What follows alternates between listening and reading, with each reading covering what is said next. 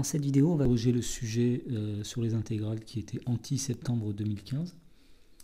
Alors, dans le sujet, on avait une suite de fonctions fn définie par fn de x égale x carré e de moins 2nx. Et dans la partie A, on s'intéressait dans la première question au cas n égale 1, c'est-à-dire pour tout x appartenant à grand R, f1 de x qui était égal à x carré e de moins 2x. Alors, dans la question A, on demandait de justifier que la dérivée était égale à 2x de moins 2x facteur de 1 moins x. Et bien on dérive, on reconnaît ici un produit. Donc quand on va dériver la fonction f1, on va faire on utilise la formule sur la dérivée d'un produit, donc u'v plus uv'. Ici vous avez u, ici vous avez v. Ça donne 2x e de moins 2x plus x carré fois. Alors la dérivée de e de moins 2x, c'est moins 2 e de moins 2x.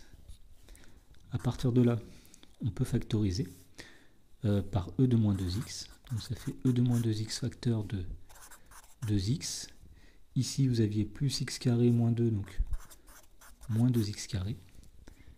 On reconnaît ici un facteur commun qui est 2x. Donc on a e de moins 2x facteur de 2x facteur de... Ici, il reste 1 moins x. Quand vous redéveloppez 2x fois 1, 2x. 2x fois x, 2x carré. Voilà pour la première question, enfin la question A. Dans la question B, on demandait d'en déduire les variations de la fonction f1 sur grand R. Alors, on commence par dire que, comme e de moins x est strictement positif sur grand R, le signe de la fonction ne dépend que du signe de 2x et du signe de 1 moins x. Donc on va faire un tableau de signes dans lequel on va faire apparaître 2x, 1 moins x, la dérivée f1' de x et la fonction f1 à la fin. Donc ici 2x, 1 moins x, f1'. Alors on est sur grand R, donc on va de moins l'infini à plus l'infini. Alors 2x, pour étudier son signe, on peut résoudre cette inéquation très facile. 2x est plus grand que 0, on divise des deux côtés par 2 qui est positif.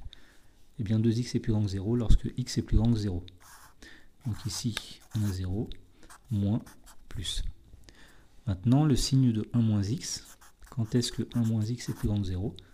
On passe le moins x de l'autre côté. Et bien quand x est plus petit que 1. Donc ici on place 1. Et on met un plus, moins ici. Alors le signe de la dérivée, donc, on applique la règle des signes. Moins par plus, moins. Plus par plus, moins par plus, moins. Et donc la fonction est décroissante, croissante, puis décroissante. Question C, on demandait la limite de la fonction f1 en moins l'infini. Alors en moins l'infini, il n'y avait pas de forme indéterminée, donc on commence par dire que la limite quand x tend vers moins l'infini de x au carré, ça c'est plus l'infini. Ensuite la limite quand x tend vers moins l'infini de e de moins 2x, ça c'est plus l'infini. Alors si on détaillait, on dirait que quand x tend vers moins l'infini, moins 2x tend vers plus l'infini. Et quand grand x tend vers plus l'infini, e de grand x tend vers plus l'infini. Voilà, donc par produit des limites, on en déduit que la limite de f1 de x, quand x tend vers moins l'infini, c'est plus l'infini. En D, on demandait de montrer tout d'abord que pour tout réel x, f1 de x peut s'écrire sous la forme x sur e de x au carré. Alors pour démontrer ça, on commence par dire soit x appartenant à grand R, et on calcule x sur e de x au carré. Et on va essayer de retrouver à la fin f1 de x. Alors, x sur e de x au carré, c'est x au carré sur e de x au carré. Autrement dit, c'est x au carré divisé par e de 2x. C'est e de x fois e de x. Donc e de x plus x, e de 2x. Et ensuite, on applique une dernière propriété des fonctions exponentielles qui dit que 1 sur e de 2x, c'est e de moins 2x. Autrement dit, on a bien f1 de x. Alors, en déduire la limite de f1 en plus l'infini, c'est la suite de la question. Alors, on commence par dire que la limite quand x tend vers plus l'infini de x sur e de x, alors ça, on connaît, ça vaut 0, c'est une croissance comparée. C'est une croissance comparée. Ensuite, on va dire que tout ça représente notre grand X. Et pour calculer la limite de f1 de x, il faut calculer la limite de ce grand X au carré quand ce grand X vaut 0. Alors, quand grand X tend vers 0, grand X carré vaut 0. Donc, par composé des limites, on peut affirmer que la limite de f1 de x quand x tend vers plus l'infini, c'est 0. Question 2, donc on disait qu'un système de calcul formel, disons un logiciel, a permis de trouver une primitive de la fonction f1 qui est donnée dans l'énoncé, et on demande d'en déduire la valeur de i1. Alors, i1 c'est l'intégrale de 0 à 1 de f1 de x dx, et on nous dit dans l'énoncé qu'une primitive de la fonction f1 c'est e de moins 2x facteur de x carré sur 2 plus x sur 2 plus 1 quart, donc entre 0 et 1. Donc on calcule, finalement on fait grand f1 de 1 moins grand f1 de 0. C'est la formule classique pour calculer une intégrale quand on a une primitive de la fonction à intégrer. Alors ici, ça donne moins e de moins 2 fois 1, facteur de 1 au carré sur 2, plus 1 sur 2, plus 1 quart, moins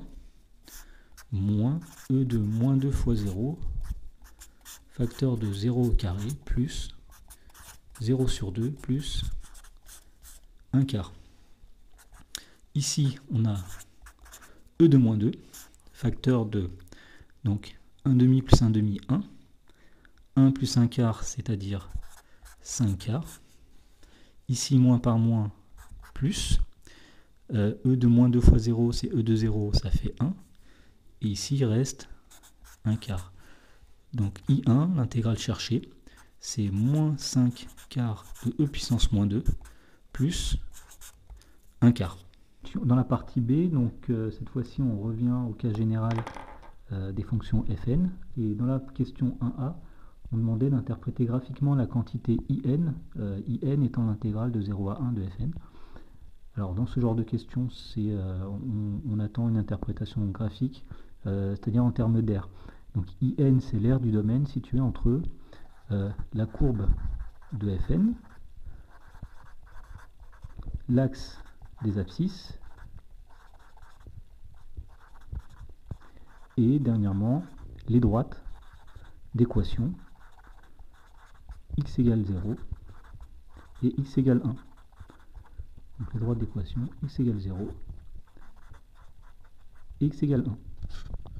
Alors dans la question 1b, on demandait d'émettre une conjecture sur le sens de variation et la limite éventuelle de la suite in en explicitant la démarche. Alors il y avait plusieurs façons de faire, essentiellement à la calculatrice.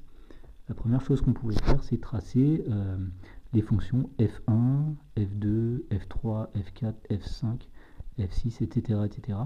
Et on constate que l'aire sous la courbe est de plus en plus petite et qu'elle tend à se rapprocher de 0. Donc ça, c'était une première façon de faire.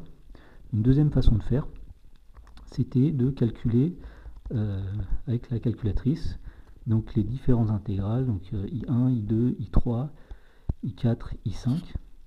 Donc en reportant dans un tableau les valeurs trouvées, on constate que la suite, donc là c'est 81, 0023, 009, 004, etc. Donc la suite IN, on peut conjecturer qu'elle est décroissante et que sa limite c'est 0. Donc la limite de IN, quand n tend vers plus l'infini, c'est 0. Question 2a, on demandait de montrer que pour tout entier naturel n non nul et tout réel x dans 0, 1, fn plus 1, c'est e de moins 2x fois fn.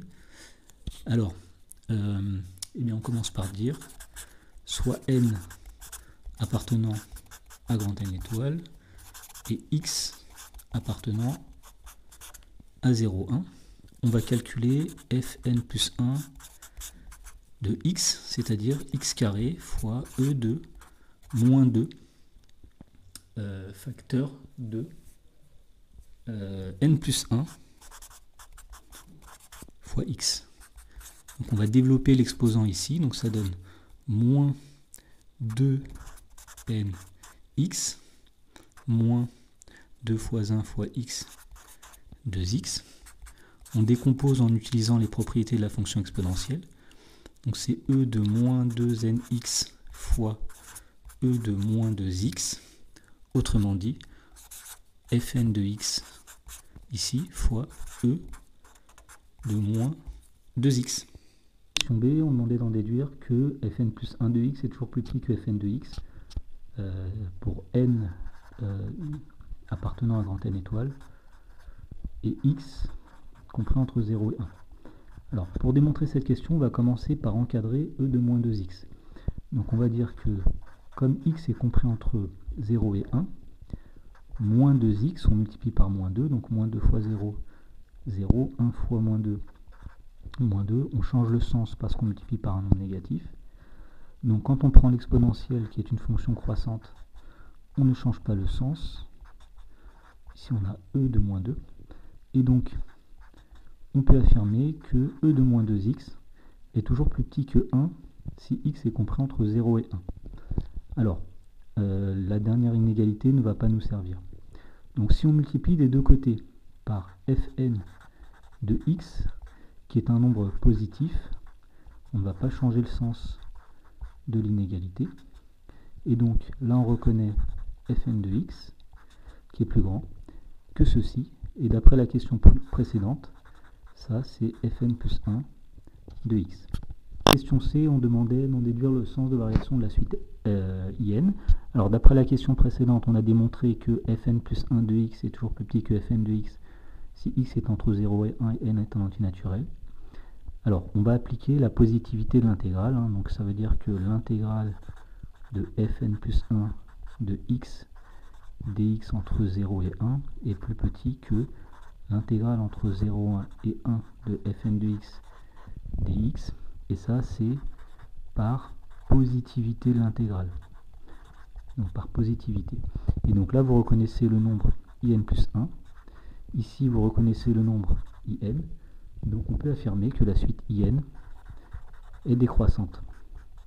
Donc ce qui valide bien la conjecture que l'on a fait dans une question précédente. Question 3a, on demandait de montrer que fn de x était toujours compris entre 0 et e de moins 2nx. Donc on va dire soit n appartenant à grand N étoile et x compris entre 0 et 1. Alors, puisque x est compris entre 0 et 1, son carré est compris entre 0 au carré et 1 au carré, c'est-à-dire 1. Ça, c'est parce que la fonction carré est une fonction croissante sur l'intervalle 0,1. En multipliant des deux côtés par exponentielle de moins 2nx, ou des trois côtés plutôt, ici 0 fois exponentielle de moins 2nx, c'est 0.